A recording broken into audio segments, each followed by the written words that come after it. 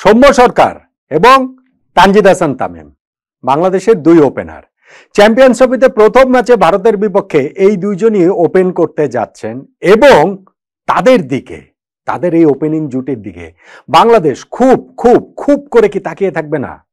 ভারতকে যদি হারাতে হয় তাহলে আমাদের সবগুলো বক্সই টিক করতে হবে, তার মধ্যে একটা বড় জায়গা এই ওপেনিং, যেহেতু এই ওপেনিংটা আমাদের জন্য একটা বড় সমস্যা হয়ে রয়েছে দীর্ঘ একটা সময় জুড়ে। ভারতের বিপক্ষে এই ম্যাচে কি সৌম্য তানজিদ জুটি বাংলাদেশকে একটা ফ্লাইং স্টার্ট এনে দিতে পারবে, যার উপরে ভিত্তি করে আমরা জয়ের মতো একটা জায়গায় যেতে পারি? দেখুন, ওপেনিং আমাদেরকে ভোগাচ্ছে। আমি যদি বৈশ্বিক ইভেন্টের কথা বলি, আইসিসি ইভেন্টের কথা বলি, তাহলে গত দুইটা আইসিসি ইভেন্ট আমাদের কি অবস্থা হয়েছে একটু দেখি আমরা।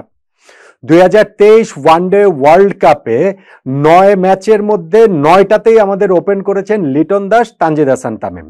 ওই যে ওয়ার্ল্ড কাপের ঠিক আগে আগে তামিম ইকবালের ওই ইনসিডেন্ট, তিনি গেলেন না ওয়ার্ল্ড কাপে, ফলে এই তানজিদ তামিমের উপরে দায়িত্ব পড়েছে, আর লিটন দাস তো ছিলেনই।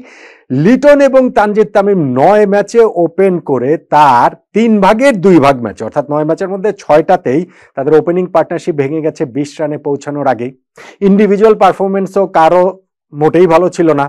হ্যাঁ, লিটন দাসের 284 রান ছিল 9 ম্যাচে, কিন্তু তার কাছ থেকে প্রত্যাশাটা আরো বেশি ছিল। তার 284 রান লিটনের, তার এভারেজ মাত্র 31 ছিল, স্ট্রাইক রেট ছিল মাত্র 80। অবশ্যই এর চেয়ে অনেক বেশি প্রত্যাশা লিটনের কাছে ছিল।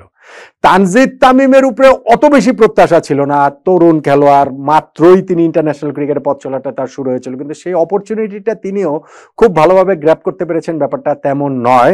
9 ম্যাচ খেলে তার ব্যাট থেকে এসেছিল মাত্র 145 রান, একটাই তার 50+ স্কোর ছিল, এবং সেইখানটাতে তার এভারেজ ছিল মাত্র 16, স্ট্রাইক রেট ছিল মাত্র 95। ফলে আমাদের এই ওপেনিং পার্টনারশিপটা কিন্তু একেবারে মিজারেবলি ফেল করেছে।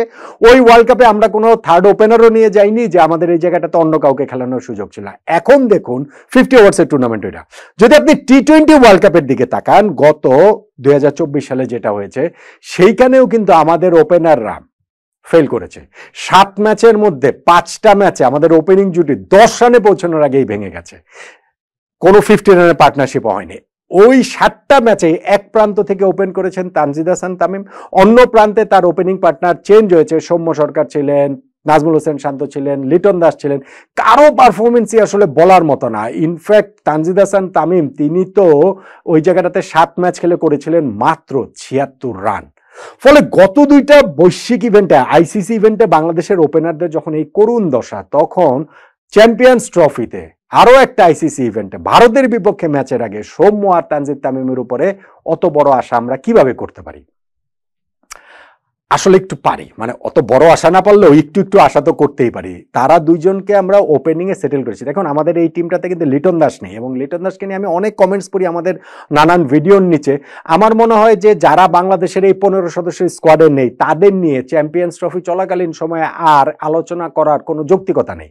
এটা আসলে অপ্রাসঙ্গিক। আমরা আগে আলোচনা করেছি, আমরা টুর্নামেন্ট শেষে আবার হয়তো আলোচনা করব, কিন্তু এখন আমরা যারা নেই স্কোয়াডে তাদের নিয়ে আলোচনা করে কি লাভ হবে? সো লিটন থাকলে কি হতো না হতো, এই আলোচনাটা অ্যাবসলিউটলি আমার কাছে মনে হয় অপ্রাসঙ্গিক। আমাদের এইখানটাতে আরেকজন ওপেনার আছেন হচ্ছে গিয়ে পারভেজ হোসেন ইমন, কিন্তু শিওরলি অন্ততপক্ষে প্রথম ম্যাচে যদি আমি হিসাব করি, তিনি এই ওপেনিং এর বিবেচনাতে নেই। সৌম্য সরকার এবং তানজিদ তামিম এই দুজনে ওপেন করবে। তাদের উপরে একটু একটু যে ভরসা রাখতে পারছি সেটা বলছি কেন? বাংলাদেশের গত দুইটা সিরিজ, আফগানিস্তান এবং ওয়েস্ট ইন্ডিজ, এই দুইটা সিরিজেই কিন্তু আমাদের ওপেনিং পার্টনার এই দুজনই ছিলেন। ওপেনিং পার্টনার আমাদের রেগুলার চেঞ্জ হয়, ফ্রিকোয়েন্টলি চেঞ্জ হয়। সেখানে লাস্ট দুইটা সিরিজে এই দুজনের উপরেই আমাদের ভরসা রাখা হয়েছে। হ্যাঁ, সেই 6টা ম্যাচের মধ্যে মাত্র একটা ম্যাচে তাদের 50+ ওপেনিং পার্টনারশিপ ছিল, কিন্তু তারপরেও ফ্ল্যাশে গিয়ে একটুখানি আশার আলো আমরা দেখতে পারি কেন এইখানে ওইখানে।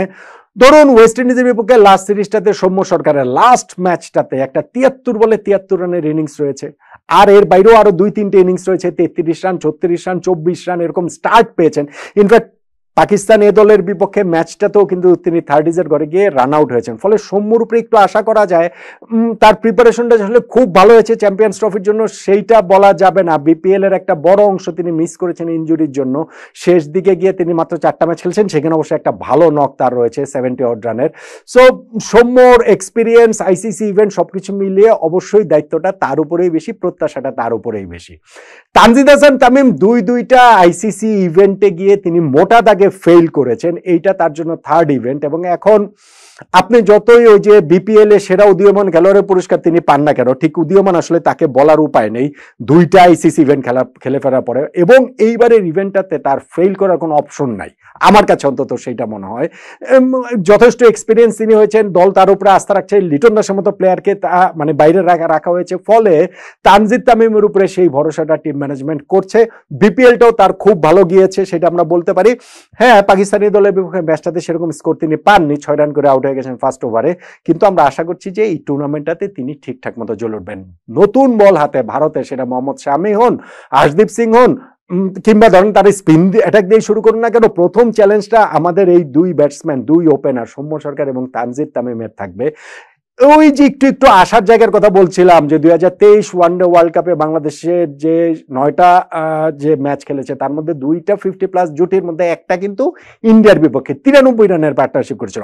আমরা ওই ম্যাচ জিততে পারিনি, আমরা কম্পিটও করতে পারি না, সেটা অন্য আলোচনা, কিন্তু ওপেনাররা সেই স্টার্টটা কিন্তু এনে দিয়েছিলেন। ফলে ভারতের বিপক্ষে চ্যাম্পিয়ন্স ট্রফির এই ম্যাচটাতেও আমরা সৌম্য সরকার এবং তানজিদ হাসান তামিমের ব্যাটের দিকে খুব করে তাকিয়ে থাকবো। তারা যদি একটা ফ্লাইং স্টার্ট এনে দিতে পারেন, সেইটা আগে ব্যাটিং করে হোক কিংবা চেস করেই হোক, বাংলাদেশের জয়ের আসার জায়গাটা সেক্ষেত্রে আরো অনেক বড় হবে। সৌম্য, তামিম পারবেন কি তা আশা করা যায় না? বলেন তো দেখি।